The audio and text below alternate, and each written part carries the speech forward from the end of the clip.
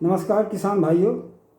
आज मैं कृषि विज्ञान संस्थान काशी हिंदू विश्वविद्यालय वाराणसी में आदरणीय प्रोफेसर अनिल कुमार सिंह जी के पास आया हुआ हूँ कि किसान भाई फूलों की लाभकारी खेती कैसे करें।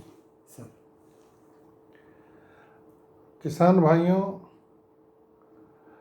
बनारस के आसपास फूलों की खेती हो रही है और कुछ किसान भाई इसको कर भी रहे हैं। इन फूलों की खेती में प्रमुख फसलें गेंदा, गुलाब, रजनीगंधा और ग्लैडियोलस है। तो इन सब की खेती पारंपरिक तौर पे तो नहीं हो रही थी। कुछ फूलों की खेती पारंपरिक तौर पे हो रही थी, जिसमें गेंदा और देसी गुलाब। अब गुलाब की जहाँ तक बात है, उसमें देसी गुलाब के अलावा जो पॉली हाउस में गुलाब करते हैं या डंडियों के लिए जिनकी खेती की जाती है, उनकी मांग बढ़ी है और इनका मुख्य रूप से प्रयोग सजावट के लिए किया जाता है। तो डंडियों की खेती के लिए जो गुलाब की खेती है, उनको कुछ किसान भाई शुरू किए हैं। इसके साथ साथ ग्लैडियोलस की फसल को नेशनल हॉर्टिकल्चर मिशन की परियोजनाओं के द्वारा लिया गया और बनारस में इस फसल का समावेश भी किया गया। तो कुछ किसान भाई ग्लैडियोलस की भी खेती शुरू कर दिए हैं और अच्छे बड़े पैमाने पे कर रहे हैं। इसमें बहुत सारी प्रजातियां हैं जिनकी खेती आराम से मैदानी क्षेत्रों में की जा सकती है। तो एक ग्लैडियोलस की बात हो गई। जहाँ तक रजनीगंधा की बात है, तो रजनीगंधा की खेती उत्तर प्रदेश के अलावा इधर पश्चिमी बंगाल में और मध्य प्रदेश में या साउथ इंडिया में भी की जाती है।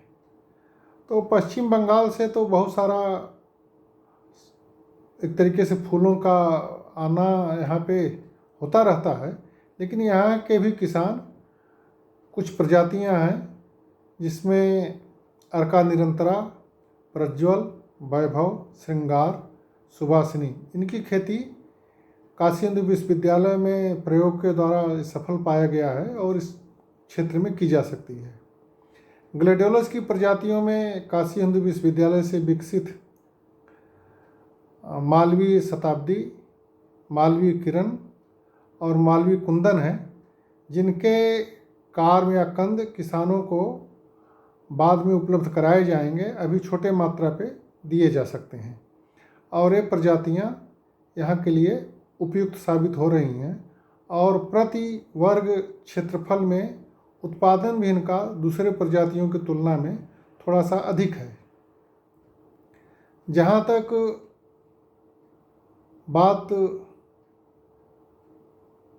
कर्तन या ये कहिए कि डंडियों वाले जो गुलाब की है, इसके लिए कुछ जातियाँ इस क्षेत्र में उपयुक्त हो सकती हैं।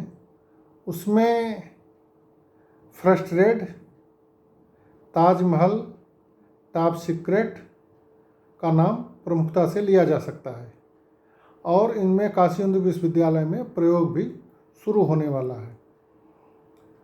इसके साथ साथ जहाँ तक गेंदा की खेती की बात है, जो किसान भाई बहुत साल पहले से कर रहे हैं, तो गेंदे की खेती तो किसान भाई बड़े अच्छे ढंग से करते हैं और इसमें मुनाफा भी कमाते हैं। इसमें दो तीन जो महत्वपूर्ण बिंदु हैं जिस पे मैं प्रकाश डालना चाहूँगा कि अगर इसको थोड़ा सा तकनीकी में सुधार करेंगे तो उनका उत्पादन बढ़ेगा।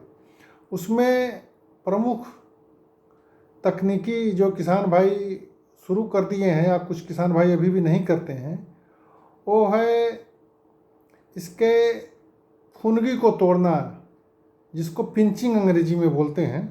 तो पिंचिंग का कार्य पौधरोपण के 35 से 40 दिन बाद करना चाहिए। ऊपर अगर कली आई है या नहीं आई है, ऊपर की फुनगी को तोड़ दें, उससे बहुत सारे उसमें शाखाएं निकलेंगी और उन शाखाओं को भी अगर एक बार तोड़ देते हैं तो पौधा जो गेंदे का रहता है एक अपना बुशी आकार ले लेता है और उसमें बहुत सारी शाखाएं निकलती हैं और हर शाखा से करीब करीब पुष्प का उत्पादन होता है। तो एक छोटी सी तकनीकी है जिसको अमल में ला करके किसान भाई उत्पादन अपना बढ़ा सकते हैं। दूसरा, गेंदे में जो कार्य कर रहे हैं वो तो किसान भाई अपने ढंग से करें ही, पौधों को जब उसमें फूल आने लगे उस समय तुड़ाई शुरू कर दें। और कभी कभी बाज़ार में होता क्या है कि भाव अगर कम रहता है तो किसान भाई तुड़ाई नहीं करते हैं गेंदे की। तो बाज़ार भाव चाहे जो कुछ भी हो, तुड़ाई लगातार करते रहना चाहिए। तुड़ाई न करने की स्थिति में एक तो उसमें बीज बनने की प्रक्रिया शुरू हो जाती है जिससे उसके उत्पादन पे प्रभाव पड़ता है। दूसरा, शाखाएं भी कम निकलती हैं तो उसका भी उत्पादन पे सीधे सीधे प्रभाव पड़ता है। तो पौधों में जब फूल आने लगें और जब तक आते रहें, जो फूल पूरा खिल जाए तो उस समय उसकी तुड़ाई करना परम आवश्यक हो जाता है। डॉक्टर साहब, ये अगर बहुत से मौसम नहीं रहता है, सीजन नहीं रहता है, तो किसानों को गेंदे का फूल औने पौने स्थिति में फेंकना पड़ता है, तो कोई और भी प्रसंस्करण के तरीके हैं? देखिए, प्रसंस्करण के तरीके तो उसका गेंदे से, जैसे अभी हमारे उत्तर प्रदेश में कम भागों में, लेकिन दूसरे स्थानों पे इसके फूल से एक ल्यूटिन नामक पदार्थ बनाया जाता है जिसका कि मुर्गियों के चारे में प्रयोग होता है और उससे उनका जो अंडा होता है और पीला पैदा होता है। इसके अलावा इसके ल्यूटिन को निकाल करके और उससे दवा बनाई जाती है जिसको ल्यूटिन ही कहा जाता है। और एक मनुष्य को कहीं कहीं किसी देश में, जैसे अमेरिका में, ये होता है कि 20 मिलीग्राम ल्यूटिन का सेवन करना चाहिए प्रतिदिन। तो ये एंटीऑक्सीडेंट है और इसके टैबलेट भी अपने भारत में गेंदे से बनने लगे हैं और इनका एक्सपोर्ट भी किया जाने लगा है। तो गेंदे से ल्यूटिन बना करके उसकी 20-20 ग्राम के टैबलेट्स बना करके, कैप्सूल बना करके, इसको भी इसी देश से विदेशों में भेजा जा रहा है। तो उसके प्रसंस्करण की जहाँ तक बात है कि इससे ल्यूटिन का एक्सट्रैक्शन या किया जा सकता है और उससे अच्छा मुनाफा कमाया जा सकता है, उसके जो है इकाई को बैठाने की आवश्यकता होती है। बहुत अच्छी जानकारी दिया डॉक्टर साहब आपने। और किसान भाई, आपको अच्छा लगा हो तो लाइक करें, सब्सक्राइब करें और अपने कमेंट के माध्यम से सवाल दें ताकि डॉक्टर साहब पर मैं फिर आऊँ और आपके सवालों को जवाब दूँ। धन्यवाद सर। धन्यवाद।